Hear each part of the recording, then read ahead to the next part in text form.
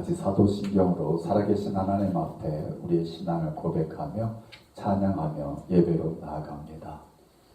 전능하사 천지를 만드신 하나님 아버지를 내가 믿사오며 그 외아들 우리 주 예수 그리스도를 믿사오니 이는 성령으로 잉태하사 동정녀 마리아에게 나시고 본디오 빌라도에게 고난을 받으사 십자가에 못 박혀 죽으시고 장사한 지 사흘 만에 죽은 자 가운데서 다시 살아나시며 하늘에 오르사 전능하신 하나님 우편에 앉아 계시다가 저리로서 산자와 죽은 자를 심판하러 오시리라.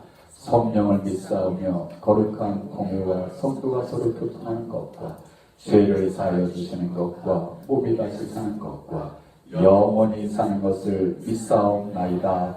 아멘. 우리 다 같이 자리에서 일어서서 은혜 베푸시는 우리 하나님은 위대하시고 능력이 많으십니다. 오늘의 예배를 받으시며 우리 마음 가운데 우리 삶 가운데 은혜를 준비하고 계신 줄 믿습니다. 우리 사모하는 마음 가지고 찬양하며 나아갑니다.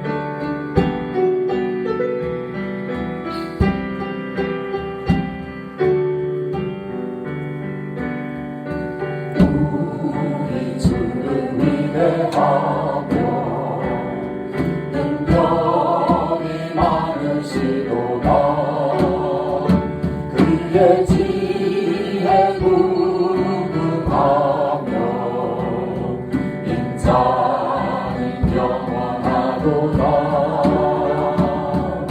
상한 자를 고치시며 상처를 싸매시도다. 별들의 수를 세시며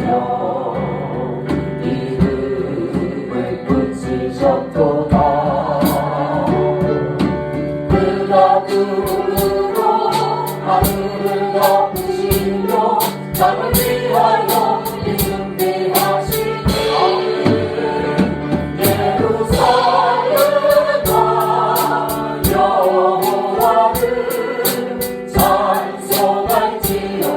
내 하나님을 감사함으로 그 앞에 나가며 주님의 앞 예루살렘아 예루살렘아 여호와를 찬송할지어다. 내 하나님을 감사함으로 그 앞에 나가며 주님의 앞에 우리 다시 한번 우리는 위대하며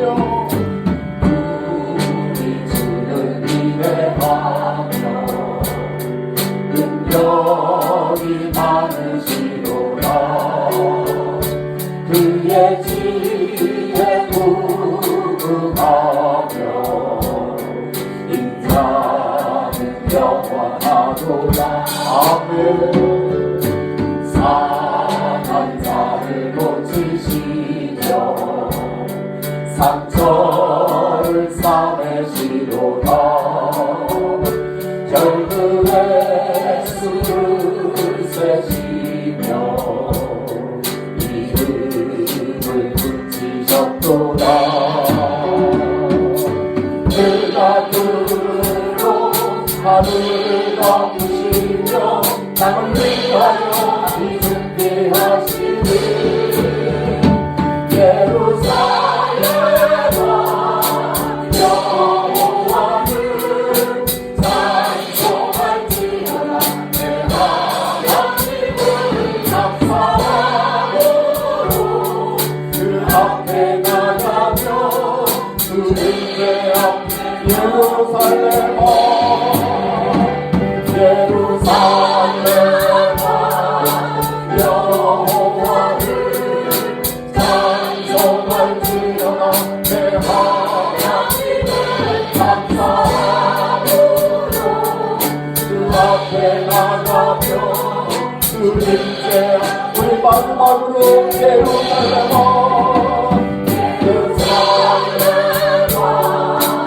여호와를 찬송할지어다. 내 하나님을 감사하며 앞에 나가며 주님께 앞에 경배해.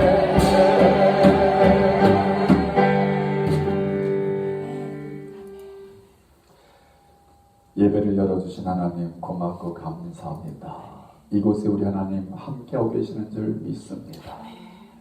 하나님 임재 앞에 선 예배자 되게 하옵소서.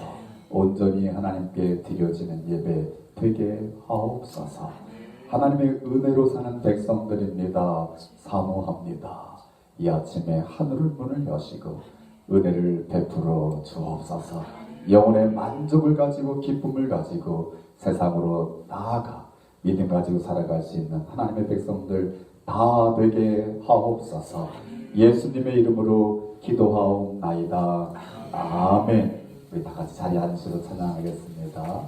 우리 이 아침에 우리 이 땅에 오신 예수님을 향한 사랑의 고백이 있었으면 좋겠습니다. 나의 예수 엄마 나의 사랑합니다.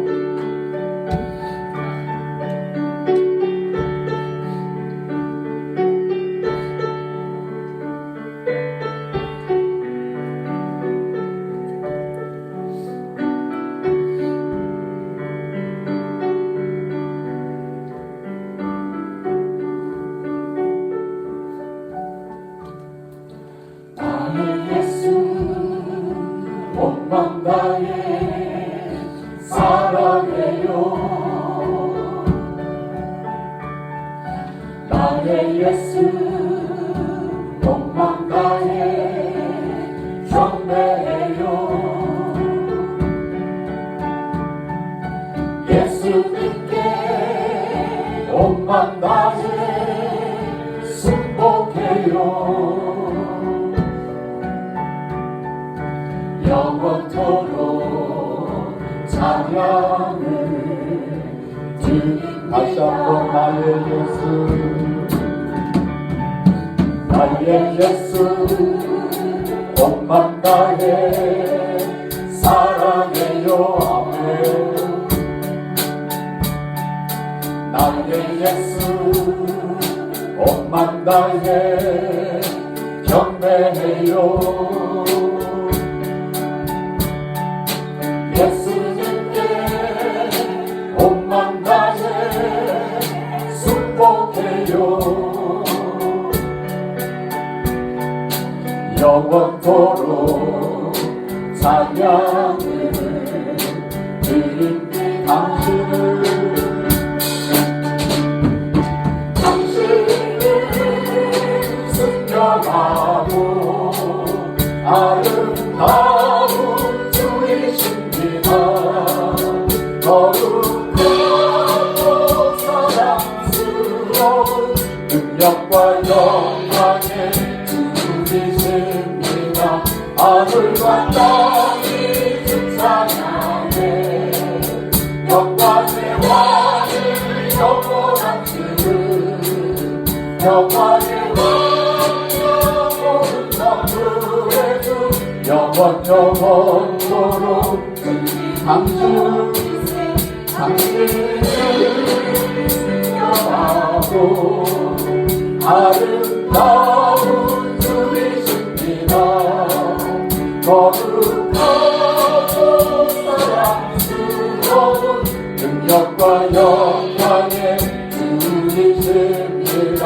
하늘과 땅이 주 찬양해 영광의 왕을 영원한 주 영광의 왕 영원한 만물의 주 영원토록 주님 나의 예수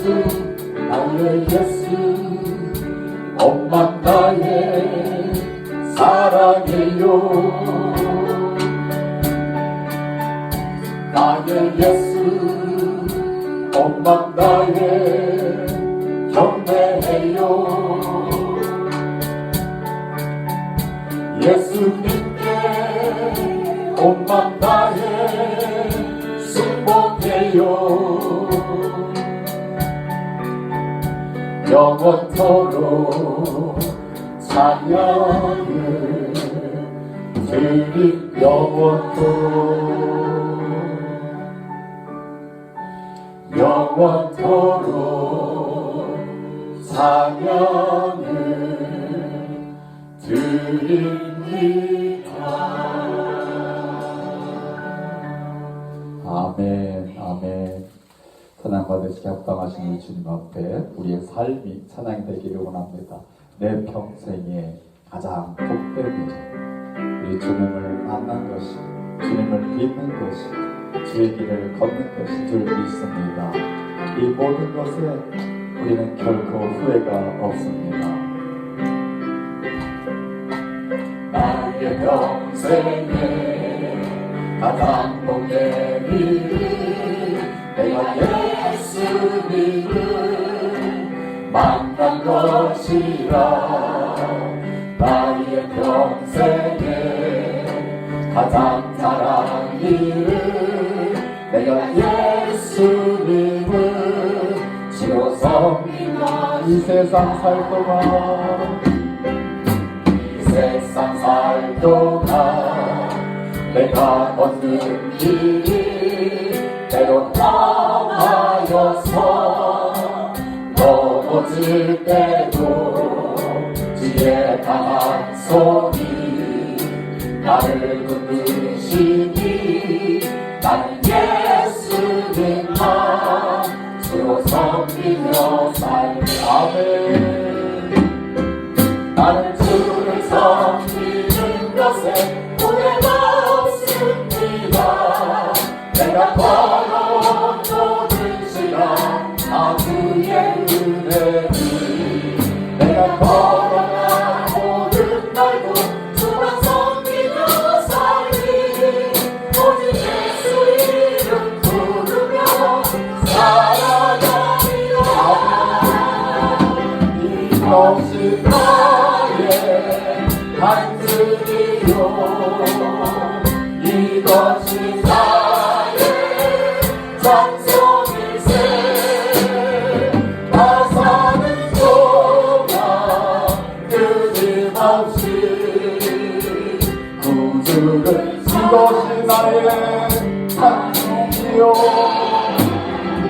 이것이 나의 간증이요, 이것이 나의 찬송일세. 나 사는 동안 끊임없이 구주를 찬송. 우리 다시 한번 나의 평생, 나의 평생에 가장 복된 일은 내가 예수님을 만난 것이야. 나의 평생에 가장 잘한 일은 내가 예수님을 주로 섬긴 것이야. 이 세상 살 동안 내가 걷는 길이 때론 험하여서 넘어질 때도 주의 강한 손이 나를 붙드시니 나는 예수님만 섬기며 아멘. 나는 주를 섬기는 것에 후회가 없습니다. 내가 걸어온 모든 시간 다 주의 은혜를, 내가 걸어간 모든 날도 주로 섬기며 살리. 오직 예수 이름 부르며 살아가리라. 이것이 나의 간증이요, 이것이 나의 찬송일세. 나 사는 동안 끊임없이 구주를. 우리 마지막으로 이것이 나의 간증, 이것이 나의 간증이요, 이것이 나의 찬송일세.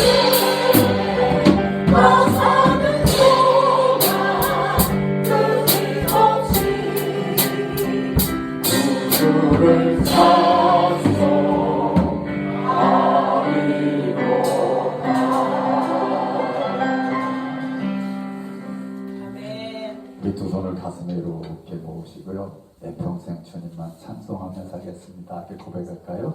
내 평생 주님만 찬송하며 살겠습니다. 아멘. 우리 그 마음에 우리 주님께서 성령을 부어주실 줄 믿습니다. 성령이여 임하소서. 내 마음 지켜주시고 내 믿음 지켜주시고 주의 길을 걷게 하옵소서.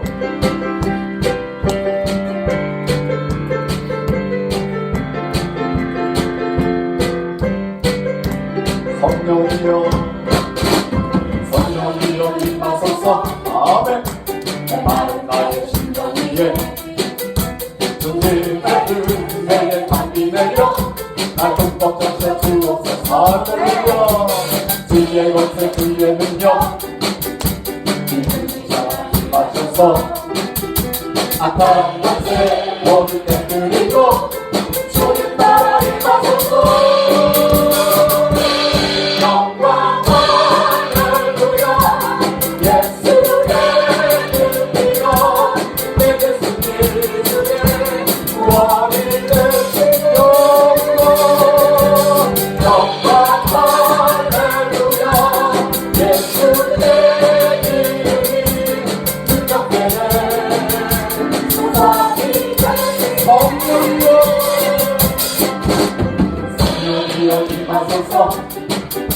내 마음 나의 심령 위에 주님의 같이 내려 나를 흠뻑 적셔 주옵소서. 아멘. 주의 권세 주의 능력 지금 나를 마셔서 악한 권세 모두 깨뜨리고 주님 나라 임하소서. 영광 할렐루야. 예수의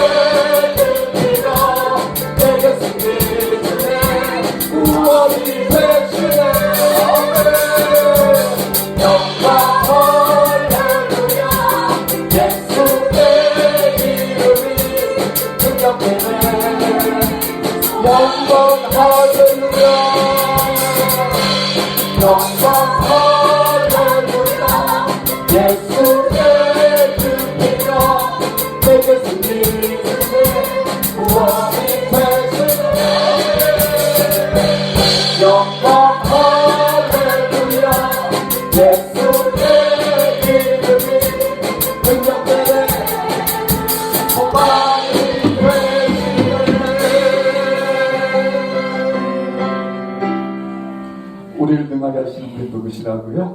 오직 예수 그리스도. 아멘. 우리 주님께서 성령으로 충만하게 하심은 다시 오실 주님을 기다리게 하시는 줄 믿습니다. 내 평생 마라나타 예수님 어서 오시옵소서. 이 마음 가지고 살기를 원합니다. 이 아침에 주님을 만나는 우리 모두 되게 하옵소서.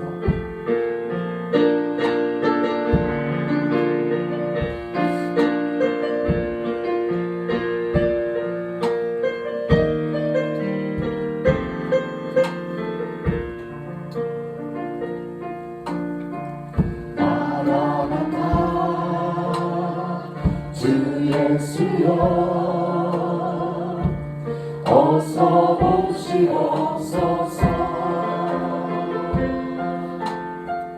땅의 모든 족속 주를 찬송하게 하소서. 마라나타 주 예수여 어서 오시옵소서. 모든 결단이 주께 돌아와 춤추며 경배하게 하소서. 우리 주님 다시 오실 길을 만들자. 십자가를 들고 땅 끝까지 우린 가리라. 우리 주님 하늘 영광 온 땅 바쁘게 우린 땅끝에서 주를 맞으리. 마라나타 마라나타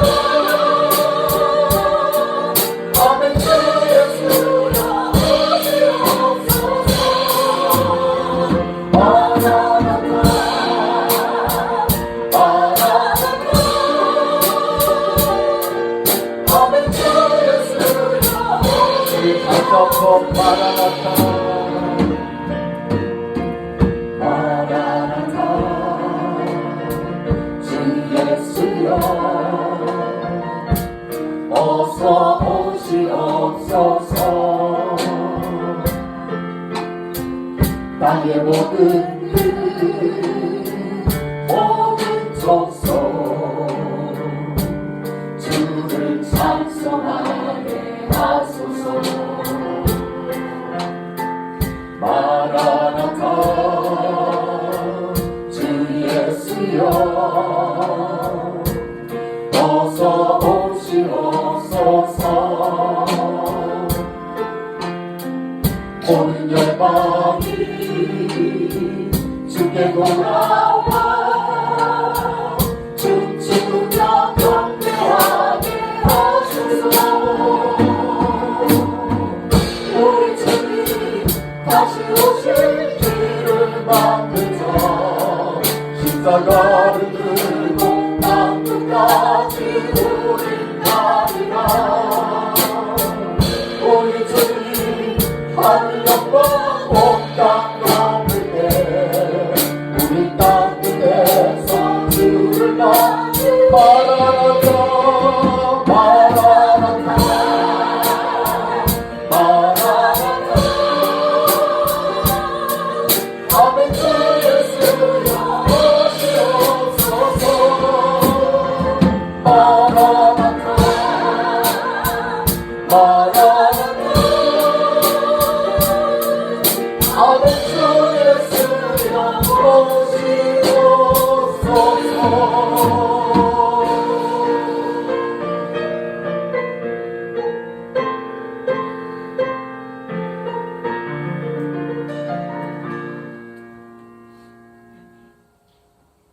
주님 이 땅에 오신 성탄의 계절을 우리가 지나고 있습니다. 이 땅에 오셨던 예수님만 기억하는 것이 아니라 우리 주님의 말씀을 기억합니다. 내가 다시 오마. 다시 오실 주님을 소망합니다. 하나님 이 마음 가지고 살게 하옵소서. 세상에서 그 어떤 것도 두려워하지 않게 하시고 연연해하지 않게 하시고 다시 오실 주님을 소망하며 사랑하며 섬기며 살아갈 수 있는 하나님의 자녀들 다 되게 하옵소서. 우리 주님이 나를 사랑하신 줄 믿습니다. 지금도 성령으로 함께하여 주시고 용기 주시고 위로하여 주시고 믿음의 길을 걷게 하시는 줄 믿습니다. 주님 우리도 같은 고백하게 하옵소서. 나도 주님을 사랑합니다. 이 고백이 우리가 가는 길 시험 들지 않게 하시고 포기하지 않게 하시고 끝까지 영광 중에 주님을 만나뵈는 그날까지 믿음 가지고 소망 가지고 살아갈 수 있는 우리 모두가 되게 하옵소서.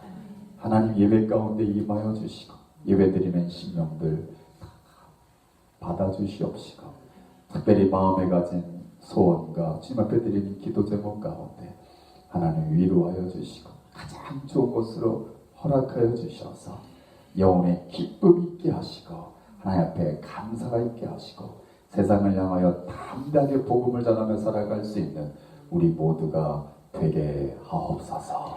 예배를 통하여 홀로 영광 받아 주옵소서. 예수님의 이름으로 기도하옵나이다. 아멘.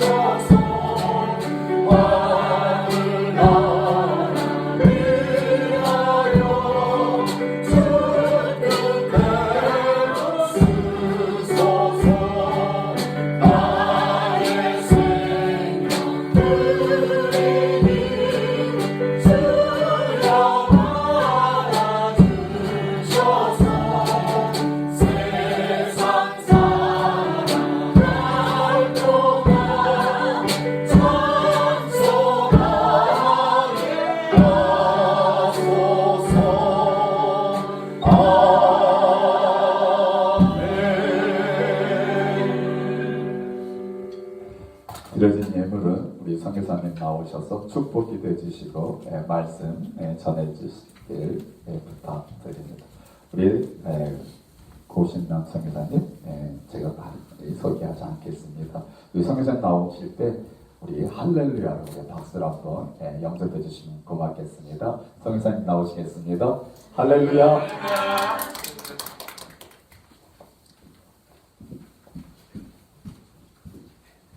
같이 헌금을 위해서 기도하겠습니다. 하나님, 우리가 주께 드리는 헌금이 우리에게 주신 은혜에 비한다면 얼마나 큰 부담이 되겠습니까? 그러나 하나님, 우리가 드리는 것은 온 마음 다하여 우리의 삶을 주님께 드리며 이 작은 예물로 우리의 마음을 주께 드립니다. 주님, 우리의 삶 가운데서 일하시는 하나님의 은혜로 충만하게 하여 주시옵시고 우리가 드려지는 것들을 통하여서 주의 나라가 주님의 영광이 온 땅 가운데 펼쳐지게 하여 주시옵소서. 하나님, 우리 반석교회를 통하여서 열방 가운데 하나님의 영광을 드러내는 삶들을 보게 되었습니다. 이 사역 가운데 축복하여 주셔서 특별히 지난번에 드렸던 추수감사 헌금을 통하여서 열방 도미니카와 기타 지역들 가운데 하나님의 일들에 큰 열매로 거두게 하여 주시옵소서. 주님, 오늘도 드려진 헌금을 통하여서 교회 가운데, 성도들 가운데, 이 나라 가운데, 열방 가운데 주님의 기쁨이 되게 하여 주시옵소서. 예수님의 이름으로 기도드리옵나이다. 아멘. 감사합니다. 네, 오늘 함께 나눌 말씀은요, 갈라디아서입니다. 갈라디아서 4장 7절 말씀인데, 네, 우리 함께 읽어보도록 한 목소리로 봉독할까요? 한 절이니까 뭐 어렵지 않잖아요. 그렇죠? 함께 시작. 그러므로 내가 이후로는 종이 아니요 아들이니 아들이면 하나님으로 말미암아 유업을 받을 자니라. 아멘. 오늘은 이 말씀을 갖고 여러분과 함께 말씀을 나누고자 합니다. 먼저 여러분을 만나뵙게 해서 너무나 감사합니다. 영광입니다. 네. 저는 이렇게 어떤 만남도 우연한 만남, 이게 유행 가사가 아니라 어떤 만남도 저는 우연한 만남이라고 생각하지 않습니다. 모든 만남, 우리에게는 우연한 만남 같지만 그는 하나님이 간섭하시는 필연의 만남이라고 저는 믿습니다. 그래서 오늘 여러분과 함께 이렇게 예배드리고 말씀을 나눌 기회도 정말 우연히 만들어진 거지만 이 말씀 가운데 여러분 가운데 한 분이라도 하나님께서 일하신다면, 그래서 우리 가운데 하나님이 역사하신다면 그건 하나님의 역사인 줄 믿습니다. 오늘 이렇게 여러분과 만나게 되는 건 아까 목사님이 잠깐 말씀도 나눠주셨지만 정말 우연이에요. 그리고 목사님 저 보자마자 이번 주에 나오세요. 그래가지고요, 저 이런 경험이 처음입니다. 그럼에도 불구하고 제가 예라고 순종하였던 것은, 저희가 이제 안식년 오기 전에 기도한 게 있었어요. 하나님, 저희가 쓰임 받을 곳이 있고 저희가 필요한 곳이 있으면 제가 안식년이라서 쉬어야 되지만 하나님께서 일하신다면 그곳에 마다하지 않고 가겠습니다. 어떤 곳인들 가겠습니다. 라고 기도했었기 때문에 목사님 이제 거기서 만나가지고 오세요 그래가지고 네, 그래서 왔습니다. 그래서 오늘 여러분과의 만남은 우연 같은 만남 같지만 하나님의 필연적인 이유가 있는 줄 믿습니다. 아멘. 여러분 사랑합니다. 아멘. 축복합니다. 아멘. 오늘 이제 설교 짧게 해달라고 그래가지고요. 이런 말씀 없으셨는데 짧게 하겠습니다. 저를 잘 모르잖아요. 어저께 이제 오사님하고 교제하는데 오사님이 설교를 좀 전략적으로 하세요 그러시더라고요. 그 말인즉슨 설교를 잘하면 또 다음에 더 설교를 부르게 하라고 하셨는데, 어쨌든 오늘 여러분과 제가 처음 만나니까 여러분 저희에 대해서 잘 모르시잖아요. 저희 가정에 대해서 잘 모르고 하나님이 저희들을 통해서 어떤 일을 했는지 잘 모르시잖아요. 오늘 이 말씀을 갖고 그런 일들을 좀 나누고 은혜를 받으려고 합니다. 네. 이게 저희 가족 소개도 하려고 그랬는데요. 이제 나중에 하겠습니다. 오늘 맛있는 곰탕을 먹어야 되니까. 오늘 이 말씀이 저에게 주셨던 은혜가 있습니다. 이 말씀은요, 저에게 하나님이 주셨던 콜링의 말씀이기도 합니다. 저는 어려서부터 모태신앙이거든요. 못된 신앙, 모태신앙이기도 했었죠. 근데 저는 어머니가 저를 복중에 있을 때부터 그 인근 교회에 그 부흥회가 있으면 부흥회 다 다니셔서 저는 복중에서부터 찬송가를 불렀던 사람이에요. 그런 사람이었기 때문에 그렇게 잘하다 보니까 저는 어려서부터 제 비전이 뭐였냐면 저는 목회가 되는 게 비전이었어요. 목사가 되는 게 비전이었었어요. 우리 어렸을 때는 다 그랬잖아요. 너 커서 뭐가 될래? 이렇게 어른들이 물면 저는 하나님의 일을 하는 목사가 되겠습니다. 라고 얘기를 했어요. 그렇게 어려서부터 이렇게 자라왔습니다. 그렇게 어렸을 때 그렇게 교회, 학교, 집 요것밖에 모르고 이렇게 자라왔어요. 그래서 중학생이 되고 고등학생이 되고 대학교를 가고 근데 대학교를 가려고 이제 신학과를 해야 되잖아요. 목사가 되려면. 근데 이제 그때 이제 훌륭한 목사가 되려면 신학을 먼저 하지 말고 일반 대학을 가야 돼. 알겠습니다. 그럼 어느 가로 갈까요? 철학과를 가. 그래서 저는 이제 대학을 철학을 했습니다. 그렇게 이제 대학교의 철학과를 졸업할 때 이제 4학년쯤 되면은 그 다음에 뭐예요? 이제 목사가 되려면 신학대학원을 가야 되는 거예요.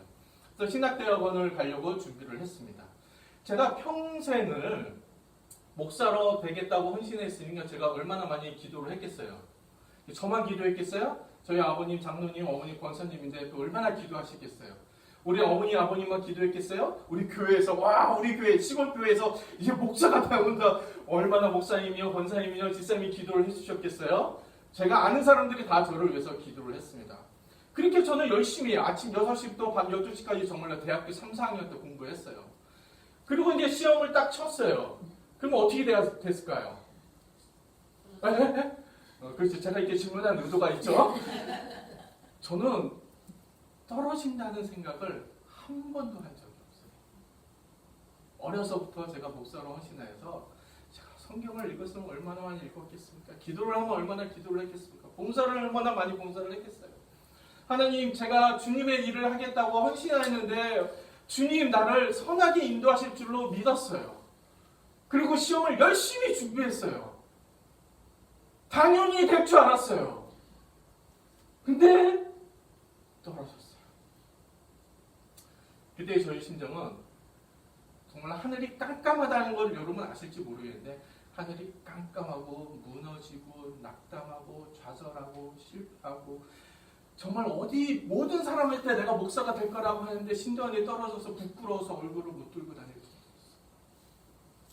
그 대학원에 신학대학원에 떨어졌다는 소리를 듣고 불합격의 소식을 듣고 일주일 뒤에 저는 어디 있었냐면 이집트 카이로 시장 한복판에 제가 작은 방을 렌트해서 거기에 있었어요.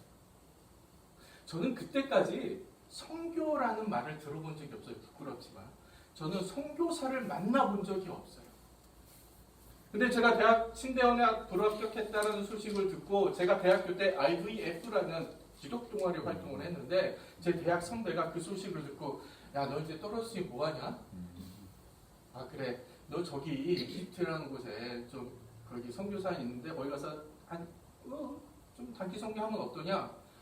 근데 그때 제가 경황이 없었어요. 그 실망과 좌절감 속에 판단 능력이 없었던 거죠. 아주 그냥 했어요.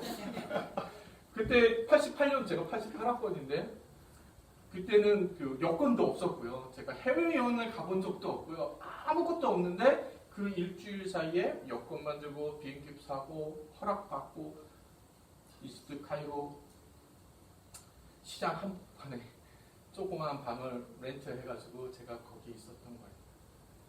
상상도 못했습니다. 거기서 저는 처음으로 선교가 무엇인지, 선교사가 어떤 분인지를 처음 알았어요. 그래서 저는 이제 젊은 나이에 처음으로 이제 해외를 나왔으니까 얼마나 신났겠어요. 좋았어요. 그래서 영어도 배우고 친구들도 사귀고 새로운 문화, 이집트 음식 맛있습니다. 나일강, 석양지는 나일강에 이렇게 걸리고 얼마나 좋았는지 몰라요. 그래도 이제 매일 아침 이제 말씀 묵상하고 기도하는 삶을 살아갔습니다. 어느 날 이 여름이었던 것 같아요. 여름 제가 한 6월 정도 되었던 어느 날 아침에 제가 여전히 그 골방에서 말씀을 묵상하고 기도할 때에 저에게 주셨던 말씀이 갈라디아서 4장 7절 말씀이에요. 그러므로 내가 이후로는 종이 아니요 아들이니 아들이면 하나님으로 말미암아 유업을 받을 자니라. 그리고 유업을 받을 자라는 말이 저에게 참 은혜가 됐어요. 근데 그 전에 제가 감사했던 것은 하나님이 저 말씀 가운데 너는 이제 존이 아니야. 나의 아들이야. 라는 것이 저에게 큰 은혜였었어요. 왜 그랬는지 모르겠어요. 그걸 몰랐던 거 아니잖아요. 우리 다 여러분 다 하나님의 자녀이시죠. 하나님의 아들이시죠. 하나님의 딸이잖아요. 근데 그날은 이 말씀이 저에게 가슴에 하나님 감사합니다. What an amazing grace 하면서 제가 종이 아니라 하나님의 아들 된 것으로 인해서 너무나 감사했었어요. 그래서 하나님 찬양하고 기도하고 네 감사합니다. 맞습니다. 근데 그 다음 절 구절을 보니까요. 내가 아들이면 하나님으로 말미암아 유업을 이을 자다라는 말씀이 저희 마음속에 푹 왔어요. 아 그래요 하나님? 내 이제 하나님의 아들이니까 하나님 나에게 유업을 주신다고요? 어떤 유업을 주실 겁니까 하나님? 이제 저를 부자를 이제 목사 안 시킬 거니까 이제 부자를 만드실 겁니까? 저한테는 좀 부자인 그 친척이요. 그때 이제 이런 이야기가 많았어요. 이제 뉴스에 어느 그 영국의 무슨 갑부 할머니가 무남 동료로 있다가 부자 할머니가 죽었는데 갑자기 저 멀리 팔촌이 있는 그 이름도 모르는 팔촌한테 모든 유산을 10만 불 이렇게 줬다 이런 뉴스가 있어서 하나님 제 주변에는 별로 부자가 없는데 제 친척 가운데 유업을 주신다는데 무슨 큰 유산을 저에게 주시려나? 나에게 큰 무슨 부자가 되게 하시려나? 이런 걸로 생각을 하고 있었어요. 그래서 하나님 알겠습니다. 할렐루야. 그럼 부자 되면 제가 잘 쓰겠습니다. 그런데 그날 전에 제가 말씀을 묵상한 말씀이 갈라디아서 3장 7절 말씀이에요. 여기 갈라디아서 3장 7절에 무슨 말씀이 있냐면 그런즉 믿음으로 말미암은 자들은 어떻다고요? 아브라함의 자손인 줄 알지어다. 그러니까 3장 7절 말씀하고 4장 7절 말씀을 이어버리면 이후면 이런 말이 되는 거예요. 제가 믿음으로 말미암아 아브라함의 자손이 되었어요. 그래서 이제는 종이 아니라 하나님의 아들이 되었어요. 그래서 아들이면은 하나님으로 말미암아 유업을 이을 자가 되는 거죠. 그래서 여전히 저에게는 질문이 있는 거예요. 그럼 하나님 내가 이을 유업이 뭡니까? 근데 부자 되게 할 것 같지도 않아요. 제 주변에 부자 친척도 없고. 그때 저에게 주셨던 말씀이 창세기 12장 1절에서 3절 말씀이에요. 내가 아브라함의 자손, 아브라함의 후손으로 하나님의 아들이 되었으면 창세기 12장을 통해서 하나님께서 아브라함을 부르시고 아브라함에게 하신 언약이 내가 이을 무슨 말씀이 있어요? 그런즉 여호와께서 아브라함에게 이르시되 너는 너의 본토 고향과 친척과 아비의 집을 떠나 내가 내게 줄 땅으로 가라. 내가 너로 큰 민족을 이루고 내게 복을 주어 네 이름을 창대케 하리니 내가 복이 될지라. 너를 축복하는 자에게는 내가 복을 내리고 너를 저주하는 자에게는 내가 저주하리니 땅의 모든 족속이 너로 말미암아 복을 얻을 것이라 하신지라. 이 말씀이 저에게 하나님의 음성으로 들렸죠. 하나님 제가 믿음으로 말미암아 아브라함의 자손이 되어 하나님의 아들이 되었고 하나님의 아들이 되어서 하나님으로 말미암아 유업을 이을 자라. 그 유업은 하나님이 아브라함에게 주셨던 저 언약. 내가 복이 될지라 땅의 모든 족속이 너로 말미암아 복을 받을지라. 하나님 저를 통하여서 복이 되게 하시고 저를 통하여서 땅의 모든 족속이 복을 받게 하시겠고 그리고 주변을 둘러보니 사방천지가 무슬림, 사방천지가 예수를 모르는, 예수를 알지 못하고 구원받지 못하여서 하나님을 모르는 자. 그때 제가 그 골방에서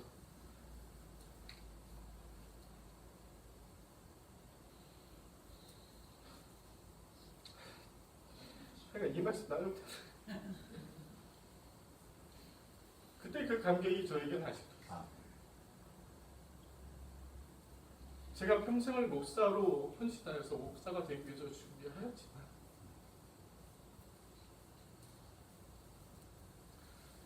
하나님은 저에게 성격사로 저 모습들에게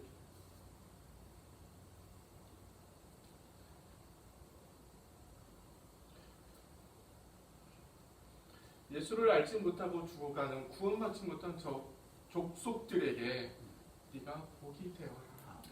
너로 말미암아 복을 받게 하리라. 그래서 저는 갈라디아서 4장 10절 말씀이 저로 하여금 제 인생을 살아가게 하신 하나님의 말씀이었던 것입니다.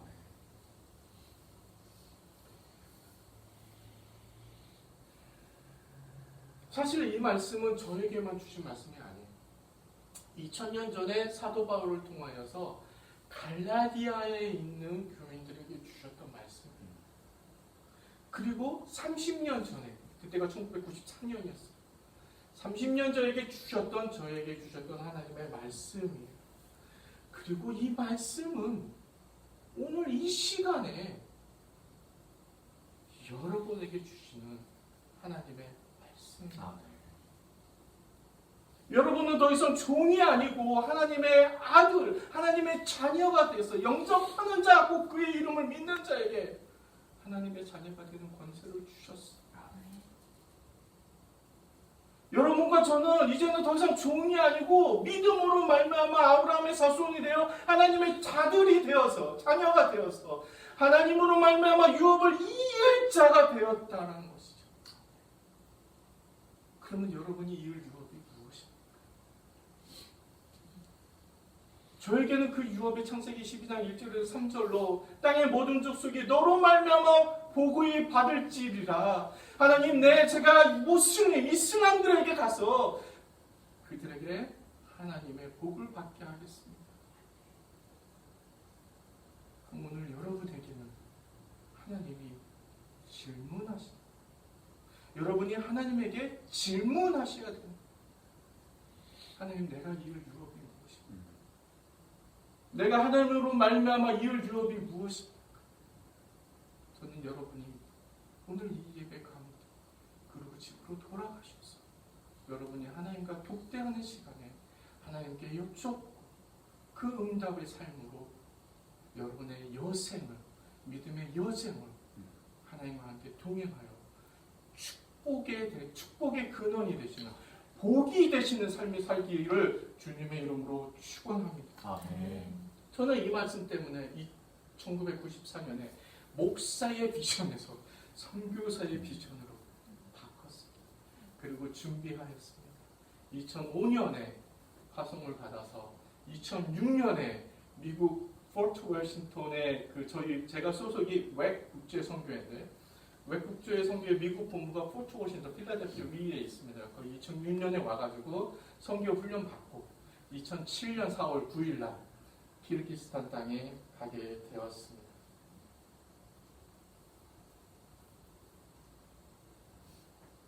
저는 그렇게 주신 이 말씀, 하나님의 유업, 내가 이을 유업을 가지고 키르기스탄으로 달려가서 2007년부터 지금까지 사역해 왔습니다.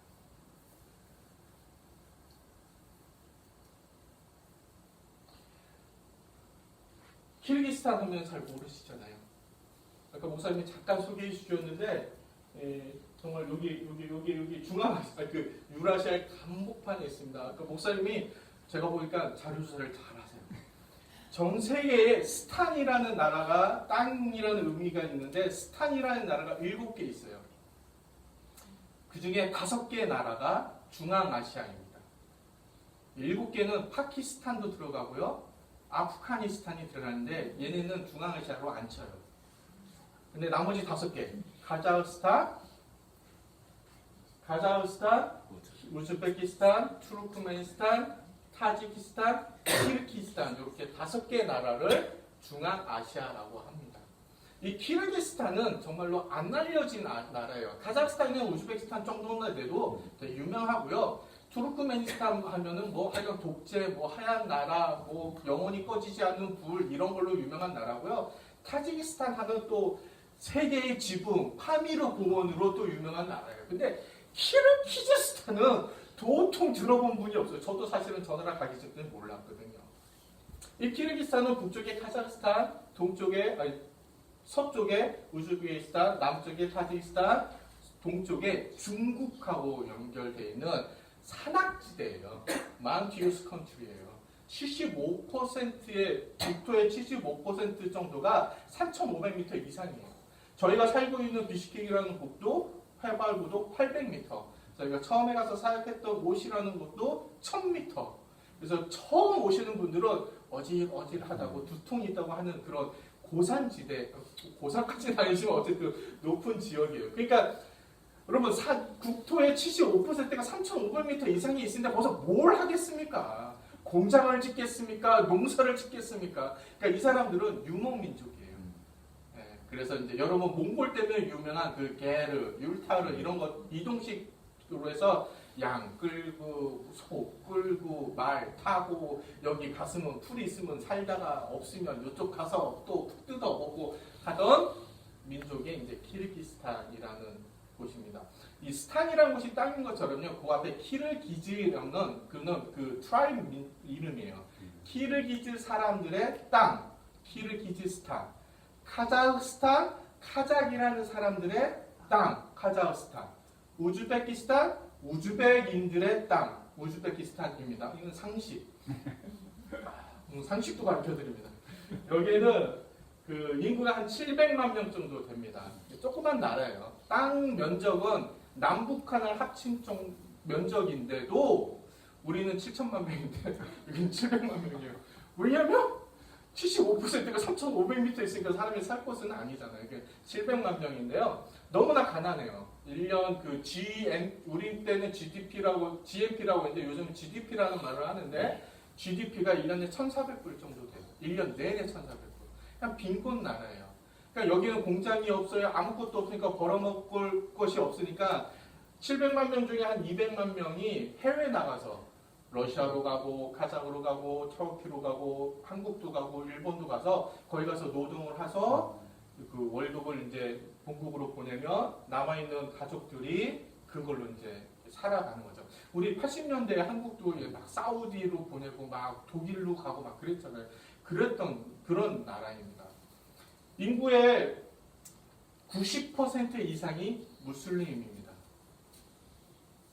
그래서 무슬림 이슬람 국가라고 저희가 얘기를 하고요. 0.44%는 복음화율입니다.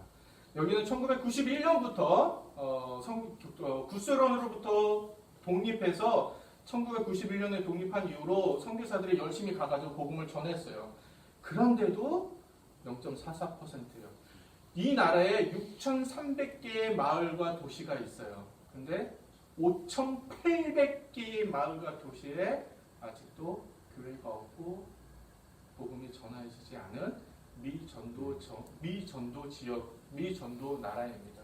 그래서 여러분이 기도를 많이 해주시면 좋겠고요. 저희가 이제 2005년에 파송을 받아서 이제 이 훈련을 받고 2007년에 이제 키르기스탄에 갔습니다. 처음에는 이 오시라는 이 남부 지역으로 갔어요. 좀 이제 시골 지역입니다. 그래서 이곳에서 이제 언어도 배우고 문화도 배우고 그렇게 2009년까지 있었습니다. 근데 2009년부터 이제 2년 동안의 언어를 열심히 공부하고 이제는 사역을 하려고 했습니다. 그래서 2009년부터 2017년까지는 이제 두 번째 텀인데요. 일단 하나님 무슨 사역을 할까요? 저희는 이제 CP, Church Planting이니까 어디다 교회를 지을까요? 그러니까 저희가 살던 옷이라는 곳만 해도 그래도 이제 가정교회가 한 성도 10명, 15명, 많아야 20명인 교회들이 한 20군데 있었어요. 근데 여기 우스겐이라는 지역은 저희가 살던 옷으로부터 1시간 반 정도 거리 떨어져 있는 곳인데 인구가 32만 명에 100% 무슬림이고 주변에 126개의 마을이 있는데도 뭐 예수를 믿었거나 예수를 믿는다거나 복음이 전하였다라는 역사가 1991년 이후로 그냥 뭐라고 하죠? 한국말로 그냥 생판 그 불모지인 곳이었어요. 그곳에 어떤 분이 여기는 우리가 키르기스탄이 독립한 이후에 어떤 선교사도 와서 사역을 한 곳이 아니다. 어떤 현지인 전도자도 와서 복음을 전한 적이 없다. 뭐 지나간 적은 있지만 정착하여서 복음을 전한 적은 없다. 그래서 그게 저희들에게 마음의 도전이 돼서 하나님, 우리가 하나님의 복음을 전하여 교회를 세웠는데 교회가 없고 예수 복음이 전해지지 않는 이곳에 가서 복음을 전하겠습니다 해서 우즈겐 땅에 가서 저희가 이제 교회 개척 사역을 시작을 했습니다. 2009년에. 저희가 어떻게 했냐면 뭐 진짜 이렇게 맨 땅이니까 그리고 다 무슬림이니까 할 게 없어요. 그러니까 저 어디서부터 시작하냐면 가는 거죠. 그리고 기도하는 거죠. 그리고 하나님이 일하시는 것을 보는 거죠. 이들의 문화 가운데 하나가 이게 32만 명 중에 외국인은 저하고 미국인 선교사 저희가 팀으로 사역하니까 이 두 명 맨날 이제 가거든요. 그러면 외국인 처음 보니까 이게 우즈겐을 우리나라로 비교하면 이 미국하고 비교는 못하겠는데 우리나라의 강원도 정선 정도 되는 곳이에요. 우리나라로 치면 그냥 시골 깡촌이에요. 그러니까는 거기 있는 사람들은 외국인을 본 적이 없어요. 그러니까 근데 그곳에 외국인이 미국 놈하고 이제 한국 놈하고 딴하고 나타나니까 사람들이 얼마나 신기했겠어요. 그러니까 막 물어봐요. 너 이름이 뭐니? 나이는 몇 살이니? 어디서 왔니? 여기서 뭐하니? 가족은 몇 명이 있니? 부탁 이렇게 물어봐요. 어느 것까지 물어보냐면요. 처음 만났는데 만난 지 1분 됐는데 너 월급은 얼마니? 너 월급은 어디서 받니? 그런 것까지 물어봐요. 근데 그렇게 물어보다가 또 한 가지 물어보는 게 뭐냐면 너는 종교가 뭐니? 라고 물어봐요. 그러니까 이슬람 국가에서 사실은 저희가 이제 선교사라는 신분으로 있지는 않지만 복음을 전하러 온 우리가 이슬람 국가에서 만나는 사람에게 자유롭게 예수 믿으세요라고 할 수가 없어요. 할 수는 있죠. 하면은 신고 들어가면 추방돼요. 그래서 이제 못 하는 거죠. 그래서 이제 처음 만나면 이제 친구를 먼저 만들고 그래서 신뢰 관계가 쌓여지면 그때서야 이제 예수를 살며시 복음을 전하는 거거든요. 그럼 시간이 오래 걸려요. 그러니까는 이슬람 선교가 그렇게 시간이 오래 걸리고 열매가 많지 않은 거예요. 저희가 우즈겐이라는 곳에 처음 갔는데 사람들이 그런 걸 막 물어보는 거예요. 종교가 무엇이라고. 근데 종교가 뭐냐고 물어보면 저는 얼마나 좋아요. 내가 먼저 얘기하는 게 아니라 물어본 걸 답변하는 거잖아요. 그럼 나는 예수 믿는 사람이다. 예수는 누구다. 이렇게 내가 복음을 전하는 거잖아요. 그러니까 너 얼마나 자유로운지 몰라요. 근데 그렇게 물어보는데 하루에 맨날 물어보지는 않거든요. 이렇게 만나는 사람 물어보니까 어느 날은 이곳이 우즈겐이라는 곳이 이제 우리나라 옛날 군 소재지 정도 되거든요. 그러니까 주변에 이제 마을이나 리에서 이제 장보러 오잖아요. 한국에 뭐 5일장 하러 오면은 마을에서 여러서 다 와가지고 하잖아요. 이게 우즈겐이 그런 곳이거든요. 주변에 126개 마을에서. 그러니까 이제 사람들이 막 오면 마을은 조그맣고 식당은 조그마니까 식당에 이제 테이블이 4명이 앉는 테이블이 있으면 모르는 사람끼리 막 앉아서 먹는 거예요. 혼자 앉아서 못 먹어요. 자리가 3개가 비니까. 그럼 식당도 이제 아무나 안 쳐요. 그러면 이제 먹다 보면 어떻게 되겠어요? 이제 또 물어보는 거죠. 너는 어느 마을에서 왔니? 너는 아우, 내 그 마을에 내 친구가 있는데 막 이러면서 이제 거기서 또 이제 조그만 교제가 이루어진 거예요. 그러니까 저희가 가서 앉아서 밥을 먹고 있으면 또 신기하잖아요. 처음 봤으니까. 너 한국에서 왔니? 이름은 뭐니? 나이는 몇 살이니? 너 결혼은 했니? 아이고, 그러면 내 딸 시집 가야 되는데 너 두 번째 마누라를 가져갈래? 이렇게 이제 얘기하다가 종교가 뭐냐고 또 물어보죠. 그럼 또 열심히 우리가 믿는 예수 그리스도에 대해서 전하죠. 점심시간에 한번 그렇게 하니까는 너무 아까운 거예요. 그래서 점심을 2번 먹었어요. 여기 식당 가가지고 30분 동안 막 얘기하고 또 다른 식당 가서 이렇게 막 얘기하고 그때 나온 배가 아직 안 나왔어요. 그렇게 저희가 매일 우즈겐 가서 기도하면서 하나님이 어떻게 오늘 복음 전할 사람을 만나게 해주세요. 기도하면서 하나님 인도하신 대로 걸어갔습니다. 어느 날은 저희가 가만히 이들을 보니까는 이들의 문화 중에 하나가 뭐냐면 아파서 병원에 입원하면 무조건 10일 입원해야 돼요. 병이 나았어도 10일 있어야 돼요. 그러니까 감기가 심해가지고 병원에 입원을 하잖아요? 그럼 무조건 10일이에요. 그러니까는 할 일이 없는 거잖아요. 병이 나은 사람은. 저희가 그걸 알게 돼서 병원장한테 쫓아갔어요. 우리가 외국인인데 언어 훈련도 좀 필요하고 그래서 이제 병실에 가서 사람들하고 만나서 얘기해도 되냐? 그러니까 이게 병원장이 그래라 하고 해준 거예요. 그래서 저희가 일주일에 한 번은 병실을 갔어요. 병원에 가서 똑똑똑 두드리고 우리 누군데 이렇게 언어 좀 하려고 너랑 얘기하려고 왔다. 그리고 여기 또 만남이잖아요. 그러면 이 환자가 오케이 하면 그 다음에 또 뭐예요? 이름이 뭐니? 나이는 몇 살이니? 어디서 왔니? 월급은 얼마니? 애들은 뭐니? 그러다가 또 종교가 뭐니?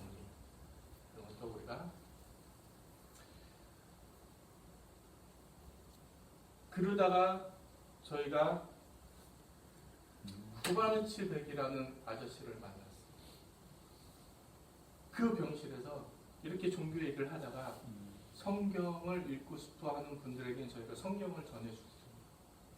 이 쿠바네츠백 아저씨는 지금은 이제 돌아가셔서 주님 품에 계실 거라고 저는 믿는데, 이분이 얘기를 하는데 성경을 읽고 싶다는 거예요. 그래서 저희가 트리비서로 된 성경을 들었어요. 그럼 성경을 들고 나서 그냥 끝? 그러면 안 되잖아요. 성경을 주면서 너 이렇게 성경을 읽다가 혹시 궁금한 게 있고 모르는 게 있으면 우리랑 얘기를 하자. 우리가 다음 주부터 일주일에 한 번씩 4일씩 가겠다. 괜찮니? 오케이. 그래서 저희가 일주일에 한 번씩 이 쿠바네츠백 할아버지의 집에 갔어요. 여기 2시간 거리예요. 매일 일주일에 한 번씩 매일 가가지고 지난주에는 어떻게 성경을 읽었니? 어땠니? 막 이러면서 이제 성경의 질문들이나 궁금한 것들을 같이 얘기를 나눴었죠.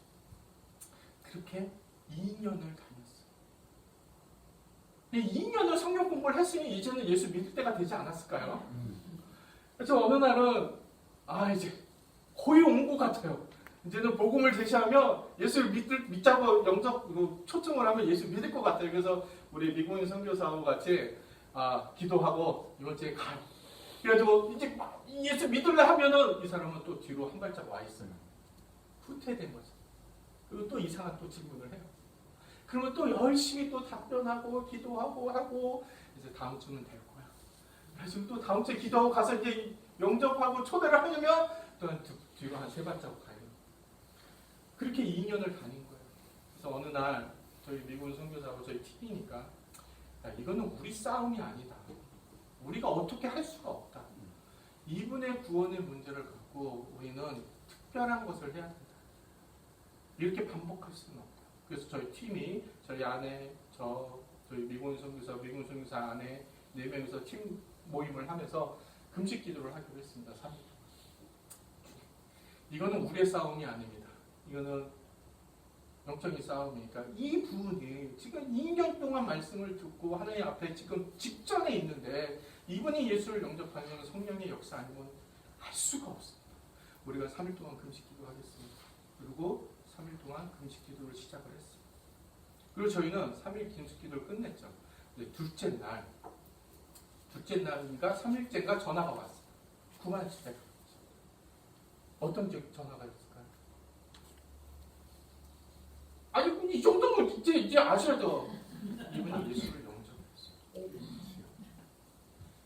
둘째 날 새벽에 잠을 자는데 꿈속에 예수님이 나타나셔서 나를 믿으라.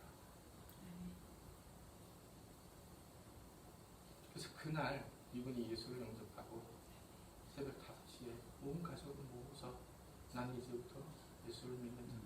선포하시고 이분이 우주견의 첫 번째 개종자였어요. 알고 보니 이분의 첫째 딸이 오래전에 복음을 들었던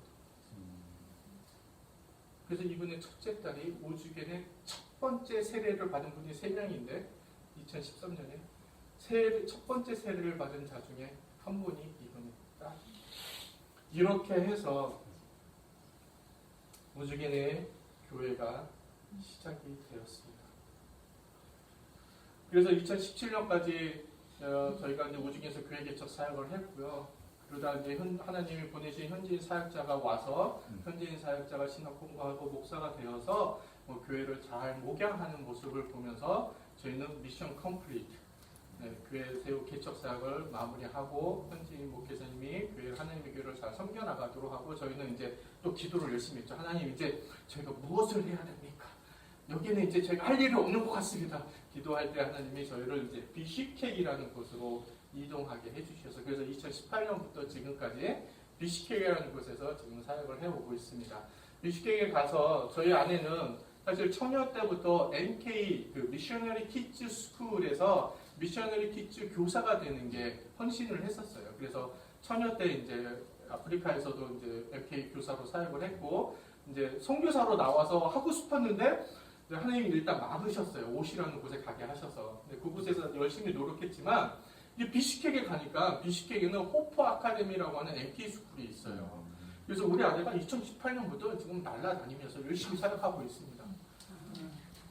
그리고 저는 그곳에서 저희가 올라갔을 때 이제 브랜치 리더라고 해서 저희 단체에 이제 키르기스탄과 우즈베키스탄에 있는 선교사들을 케어하는 리더십으로 이제 세워주셔가지고 거기서 지금까지 브랜치 리더로 이제 사역하여 오고 있고요. 저희가 교회 개척하였던, 아니, 저희를 통해서 하나님이 교회 개척한 우즈겐의 교회 이름이 포도원 교회인데 그 포도원 교회와 저희가 비슈케이에 저희가 출석하고 있는 그리스도의 몸 교회 현지인 목회자들을 섬기고 후원하고 서포트하고 기도하고 그러면서 저희가 그 사역을 하고 있고요. 저희가 이제 한글 교사로도 사역하고 있고 시골에서 목회하고 있는 현지인 지도자들을 모아서 또 1년에 한 번씩 또 재교육하는 것도 하고 있었고요. 그리고 이제 제가 한 20년 가까이 있다 보니까 현지인 교회 가장 열악한 게 뭐냐 이렇게 지켜봤을 때 제자 훈련이 없어가지고 이제는 지금은 제자 훈련하는 일을 이제 현지인 목회자들을 제자 훈련하는 일을 좀 해오고 있습니다. 그렇게 하다가 이제 6년 만에 저희가 안식년으로 이제 다시 갖게 되었고 하나님의 은혜로 이제 미국에서 지금 안식년을 갖게 되었습니다. 그래서 저희 사역은 이렇게 1기, 2기, 3기로 좀 나눠지고요.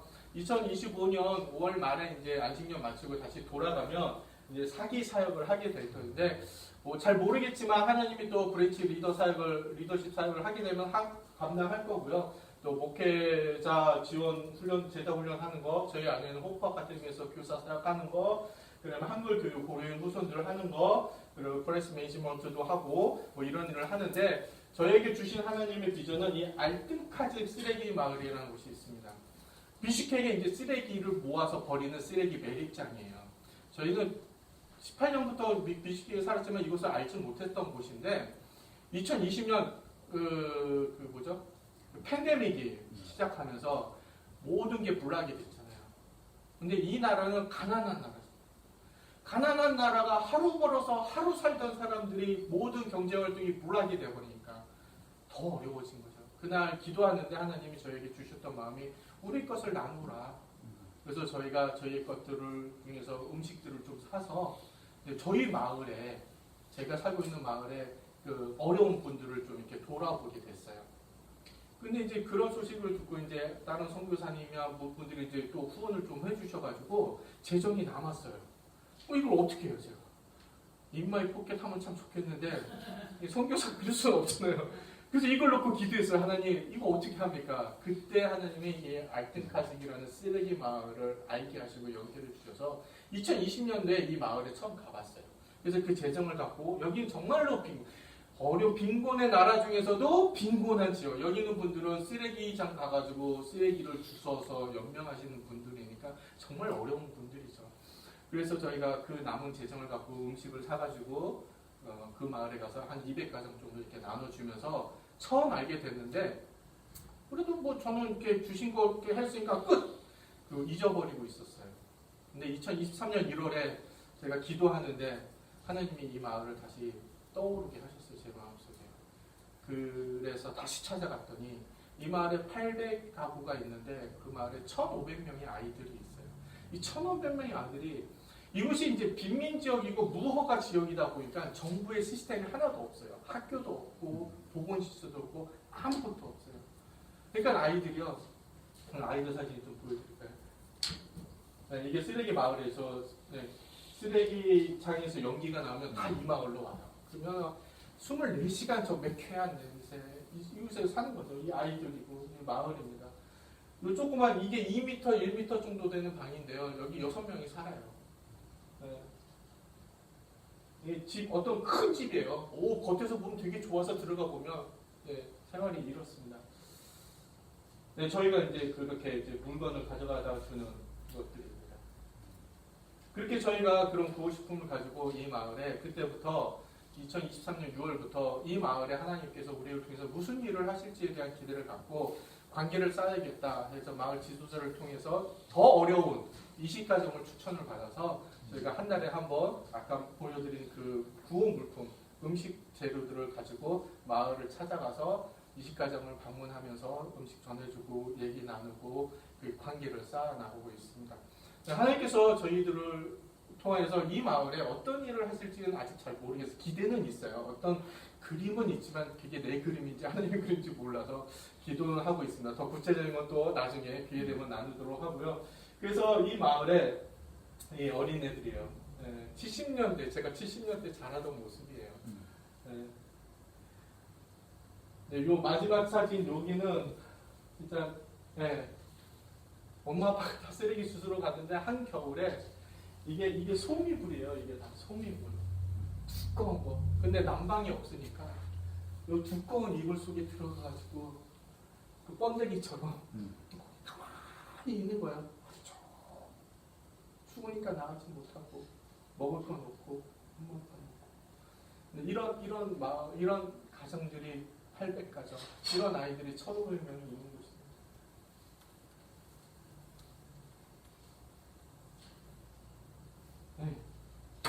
그래서 저희는 이 복음을 가지고 저에게 주셨던 땅의 모든 족속이 너로 말미암아 복을 받을지라는 이 하나님이 저에게 주신 이 업을 가지고 저희는 키르기스탄에 가서 2009년부터 2007년부터 2024년까지 해왔고요. 이제 2025년에 돌아가면 저는 이 유업을 가지고 이 알튼카즈 쓰레기 마을에 가서 하나님께서 복을 베풀게 되기를 기도하고 있습니다. 그래서 여러분 같이 기도해 주셨으면 좋겠습니다. 이제 많이 지났지만 여러분과 꼭 한번 나누고 싶은 말씀이 저는 요나서예요. 제가 그 성경에서 제일 좋아하는 게 요나거든요. 특히 선지자 요나를 좋아해요. 왜 좋아하냐면요. 너무 인간적이잖아요. 1장에 하나님이 요나를 부르잖아요. 담메색으로 가라. 근데 요나가 싫습니다.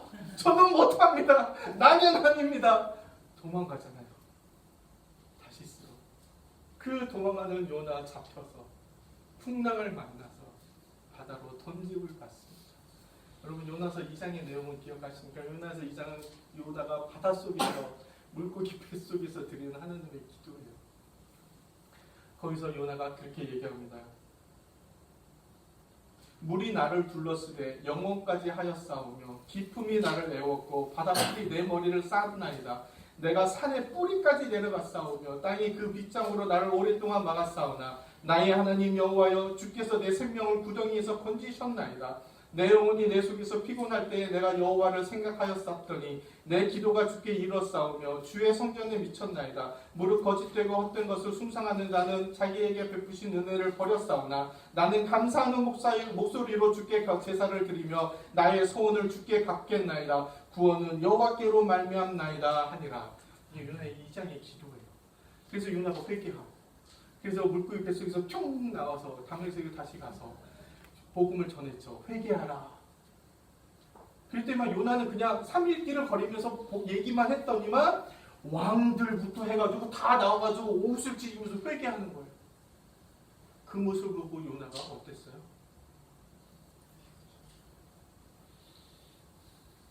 요나가 심히 싫어하고 놓아요. 여호와여 원하건대 이제 내 생명을 취하소서. 사는 것보다 죽는 것이 내게 있습니다. 하나님 내가 그래서 안 온 거예요. 하나님 거기 용서해 줄 줄 알고 나는 이 원수 같은 민족이 멸망하지 않고 회개하여 구원받는 거 나 보기도 싫었어. 나는 가기 싫었던 건데 하나님 나를 보내셨어. 그때 정말로 이렇게 됐잖아. 내가 죽는 것부터 나 죽여주세요. 하나님께 대들자. 여호와께서 이르시되 네가 내게 생냄이 어찌 합당하냐. 그런데도 하나님이 요나에게 박넝쿨을 주십니다. 여러분 이 중동 지방은 이제 터키 가보시면 이제 뭐 요르단 가보시면 알아요. 중동 지방인도 그렇지만 키르기스탄도 그렇고요. 여러분 여름에 온도가 40도가 넘어요. 이게 파시가 아니어서 잘 반응이 없으신데 한 110도 정도 될 것 같아요. 그냥 뜨거워요. 살이 타는 것 같아요. 저 이렇게 옛날에 좀 하얀 속에 속했거든요. 하얀 피부였어요. 이렇게 됐어요.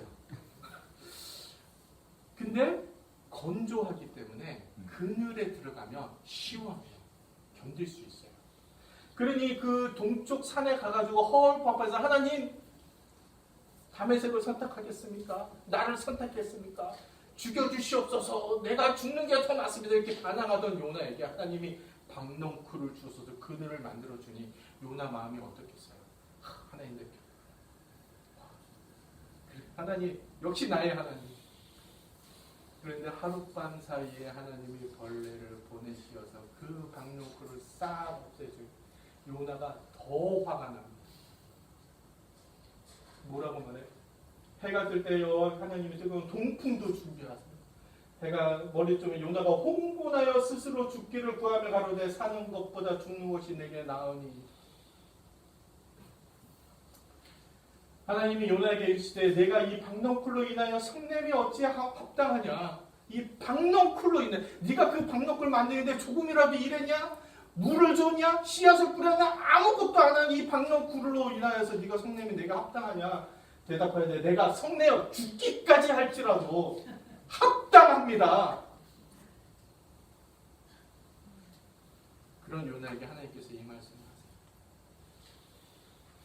여호와께서 가라사대 네가 수고도 아니하였고 배영도 아니하였고 하룻밤에 났다가 하룻밤에 망한 이 박넝쿨을 내가 아꼈거늘 하물며 이 큰 성읍 느니에는 좌우를 분별하지 못하는 자가 12만 명이요 가축도 많이 있나니 내가 어찌 아끼지 아니하겠느냐. 사랑하는 성도 여러분, 형제 자매님, 이것이 하나님의 마음. 니느웨 성의 좌우를 분별하지 못한 자가 12만 명이나 있고 가축도 많이 있는데 내가 아끼는 것이 어찌 합당하지 않냐. 그들이 이방인이라고 해도 그들이 아직 예수를 알지 못한다 할지라도 나의 형상대로 지음을 받은 저 영혼들이 나에게로 돌아올 수 있다며 내가 그들을 아끼는 것이 합당하지 아니하냐. 어찌 너는 내 마음을 알지 못하냐. 아직도 열방 가운데는 주님을 알지 못하고 죽어가는 수많은 영혼들이 있습니다. 하나님께서는 그들이 주께로 돌아오기를, 그들이 멸망의 길에서 돌이켜 하나님께로 나아오기를 바라십니다. 하나님이 저에게 주신 이 마음은 저희가 복의 근원이 되는 이 유업을 이을 자로서 저는 키르기스탄의 알튼카드 쓰레기 마을에 가서 1,500명의 어린이들에게 나눌 것입니다. 좌우를 분별하지 못하는 1,500명의 어린아들을 내가 어찌 아끼지 아니하겠느냐. 사랑하는 성도 여러분,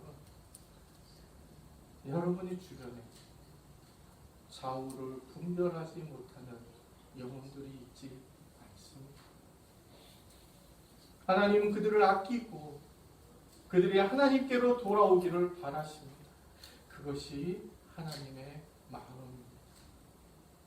사망의 그늘에 앉아 죽어가는 영혼들을 향한 하나님의 마음, 고통의 멍에에 매어 울고 있는 하나님의 자녀들을 향한 하나님의 마음, 절망과 굶주림에 갇힌 자들을 향한 하나님의 슬픈 마음, 저들의 멍에를 꺾고 눈물 씻겨주기를 원하시는 하나님의 마음. 사랑하는 성도 여러분, 우리는 요나의 마음으로 살아가야 할까요? 아니면 하나님의 마음으로 살아가야 할까요? 무엇이 하나님의 백성으로 하나님께 영광을 돌리는 삶일까요? 하나님이 여러분을 받게 하시는 유업은 무엇입니까?